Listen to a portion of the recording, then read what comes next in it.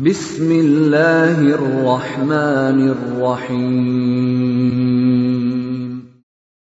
وَلْتَكُنْ مِنْكُمْ أُمَّةٌ يَدْعُونَ إِلَى الْخَيْرِ وَيَأْمُرُونَ بِالْمَعْرُوفِ وَيَنْهَوْنَ عَنِ الْمُنْكَرِ. Assalamualaikum warahmatullahi wabarakatuh. Kebiasaan amal soleh kita berlanjut, istiqomah, continue dalam amal soleh. Maka isyarat dari Nabi sallallahu alaihi wasallam bahwa Ramadan ini tidak berdiri sendiri. Hadis Imam Muslim, sahabat yang mulia Abu Sa'id Al-Khudri radhiyallahu an, Nabi menjelaskan, man shoma ramadana, siapa yang telah selesai Ramadannya, summa atba'ahu, kemudian dia ikutkan, berarti ada yang pokok yaitu Ramadan, kemudian atba'ahu, ada summa, mengikutkan, sita min Syawal, 6 hari di bulan Syawal.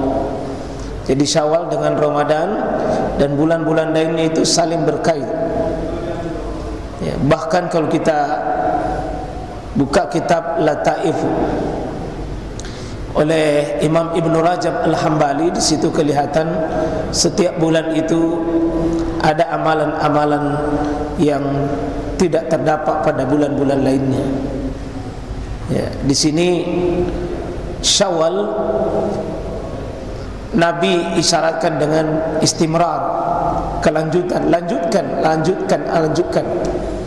Apa yang kita sudah letakkan di bulan suci Ramadan, lanjutkan sesudah bulan Syawal, tidak berdiri sendiri. Seperti puasa Ramadan sudah pergi, tapi puasa itu sendiri tidak pergi. Ada puasa Syawal, ada puasa Senin Kamis, ada puasa putih, ada puasa Asyura, ada puasa Arafah, ada puasa Daud, dan seterusnya. Puasa ini jemaah sekalian, hakikatnya puasa itu istimrar, berkelanjutan. Demikian juga ibadah kita di malam hari tarawih sudah tidak ada sekarang, nanti tahun depan baru hadir. Tapi sholat di malam hari tidak hilang. Ada tahajud, ada qiyamul lail, ada salatul lail, ada salat witir. Nabi menyebutkan ini 6 nama, 4 diantaranya tidak hilang. 2 itu khusus Ramadan, salatul tarawih dengan qiyamul Ramadan, itu khusus Ramadan. Tapi sesudah Ramadan ada ibadah yang tentu berkelanjutan. Ya, demikian juga ibadah seperti sedekah kita tidak berhenti hanya karena Ramadan. Ya, demikian juga bacaan Quran kita. Maka ya, kata Nabi SAW dalam sebuah hadis yang sahih, innal khairat la ya'ti illa bil khairat. Kebaikan itu kalau diakui oleh Allah sebagai sebuah kebaikan, maka dia tidak berhenti kebaikan itu kecuali mengundang kebaikan baru. Jadi kalau ada kebaikan diterima di sisi Allah, itu satu sifatnya, Pak, dia akan memanggil kebaikan berikutnya. Inilah ditulis oleh Imam Ibn Rajab Al-Hambali. Beliau mengatakan innal hasanat al-hasanatu ba'daha, dalam kitabnya inna min alamatin min kabulil amal. Sungguh tanda diterimanya amal itu adalah amal itu berkelanjutan. Sungguh diterimanya amal itu akan memanggil amal berikutnya. Amal itu akan memanggil, saling memanggil. Ya, jadi amal ini, Pak, rupanya saling mengajak dan saling menyeru, satu amalan dengan lainnya. Jadi amalan ini kalau naik ke langit dan diterima di sisi Allah menjadi kebaikan, maka dia sifatnya adalah al-ya'til hasanat, dia akan mengundang kebaikan berikutnya. Curigai amalan kita, Pak, kalau langsung pensiun, langsung berhenti, langsung tidak ada kegiatan. Amalan itu hidup, memanggil. Sudah Ramadan ada puasa, sudah tarawih ada qiyamul lail, sudah sedekah, zakat, ada infak, ada wakaf, ada hibah, ada hadiah, ada ajr, ya, ada macam-macam yang sifatnya ibadah, yang sifatnya bisa kita lakukan. Itu pengantar kita pada mungkin beberapa pertemuan ini kita memberikan penjelasan sedikit, saling mengingatkan kita. Ramadan ini kalau kita lihat hasilnya, Pak, salah satunya kita melakukan istimrar, terus berkelanjutan. Insyaallah mudah-mudahan yang akan datang kita lanjutkan dengan poin Syawal yang kedua, al-irtifa. Ada peningkatan amal soleh, ada peningkatan kualitas ibadah kita. Dan yang ketiga nanti tentu ada namanya al-ibda'u bil amal soleh. Justru Syawal itu, Pak, kita memulai merintis dan kita memulai sebuah karya-karya kebaikan. Umat ini justru di Syawal ini dibangunkan dan terus kita motivasi untuk bisa menghasilkan kebaikan amal soleh berikutnya. Saya mengingatkan diri saya, Pak, dengan satu tema ini yang sengaja mudah-mudahan ini tangan ini dieratkan, hati dipertemukan, ya, pikiran kita, konsep kita, mungkin kalau ada hal-hal yang berbeda mungkin kita kembali utuhkan ini. Ada satu ibadah yang sangat dahsyat. Saya kumpulkan ayat-ayat dan saya kumpulkan hadis-hadis berkaitan tentang hal ini.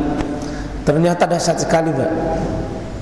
Ternyata ibadah ruku, ibadah sujud, ibadah haji, ibadah umrah, ibadah baca Quran, ada sebuah ibadah yang sering orang lupakan.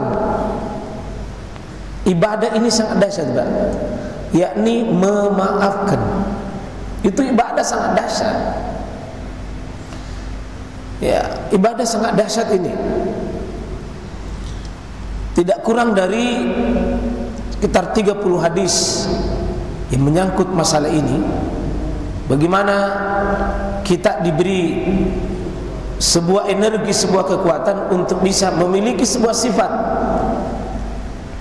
Jangan menjadi pembenci, jangan menjadi pendendam, jangan menjadi orang pemarah tetapi pemaaf. Ya, salah satu diantaranya sekalian ini karena kita makhluk yang sadar, Pak, secara sosial kita butuh sama orang. Itu teori kehidupan.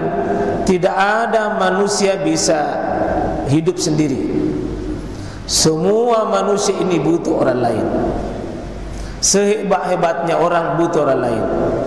Ketika kita berinteraksi, ketika kita berhubungan, ketika kita saling berinteraksi satu sama lain, di sini ruang, Pak. Kata Nabi, kullu bani Adam khata. Setiap manusia dalam berinteraksi satu sama lain, manusia itu ditandai dengan membawa kekurangan, membawa kelemahan. Ini Allah melalui lisan Nabinya, Pak, beritahu kita, manusia yang kita dapati, manusia yang kita temui, bahkan anak kita, orang tua kita, pasangan hidup kita, bahkan semua orang di sekeliling kita, Pak, Nabi ajari kita, dia makhluk punya kekurangan. Kalau dia makhluk punya kekurangan, maka kita cerdas menyikapi kekurangan itu dengan satu kata, kita lupakan, kita hapus, kita lapangkan, kita maafkan. Dari kata afa, ya'fu, afwan ini, jadi kata afa itu menghapus, hapus bersih, hapus bersih. Kalau hapus bersih, Pak, tidak tersisa, itu disebut dengan maaf. Dan rupanya itu ibadah sangat dahsyat. Quran menyebutkan ini, yang kita perjuangkan selama bulan suci Ramadan kan la'allakum tatakun, agar kalian menjadi bertakwa. Dan ternyata memberi maaf itu, Pak, itu wasari'u ila magfiratin min rabbikum wa jannah, segeralah oleh kalian wahai pejuang puasa, wahai alumni Ramadan, Ditegaskan ini untuk mendapat maghfirah, ampunan. Dari mana ampunan itu? Dari Rabb kita. Hanya dengan mendapat maghfirah, ampunan dari Allah, kita dapat jannah. Jadi jangan mimpi jannah Pak, surga, kalau tidak ada ampunan. Bagaimana jannah ini surga? Arduhas samawati wal ard, seluas langit dengan bumi. Bayangkan itu Pak, satu orang seluas langit dengan bumi. Masa satu kapling di akhirat kita tidak punya? Nah, satu orang ini seluas langit dengan bumi. Rugi-rugi kita itu tidak dapat itu. Untuk siapa ini surga seluas langit dengan bumi? Uiddat lil muttaqin, untuk orang-orang